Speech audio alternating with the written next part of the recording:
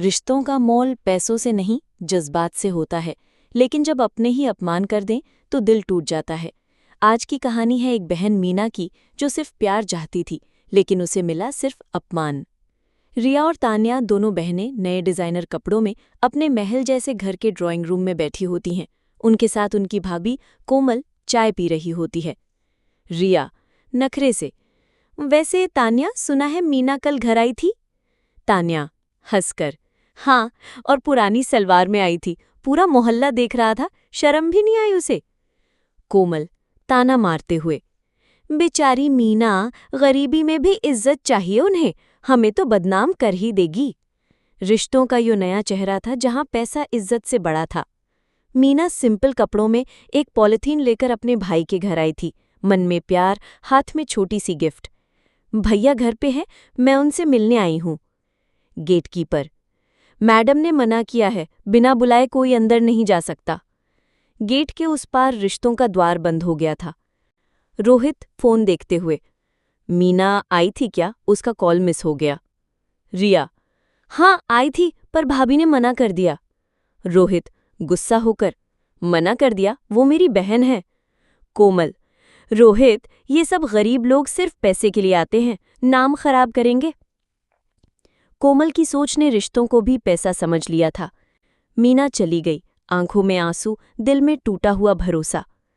मैं सिर्फ भाई से मिलने आई थी, पर लगता है गरीबों की जगह सिर्फ दर्द के कोने में होती है।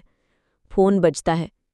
आपके पिताजी की तबीयत बहुत खराब है, जल्दी आइए। उस पल मीना के लिए सब कुछ रुक गया। रात के अंधेरे में मीना दौड़ती है हॉस्पिटल के कॉरिडोर में। पापा आईसीयू में हैं। पापा ठीक तो है ना? आपका टाइम पे आना जरूरी था, अब उनका कंडीशन क्रिटिकल है। हॉस्पिटल के वाइट वॉल्स के बीच सिर्फ एक रिश्ता था, बाप और बेटी। पापा, मैं आ गई हूं, कुछ मत बोलना, सब ठीक हो जाएगा।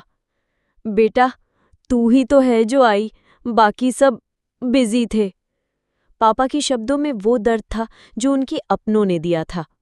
रोहित भी आया, कोमल, रिया, तान्या के साथ, लेकिन अब देर हो चुकी थी।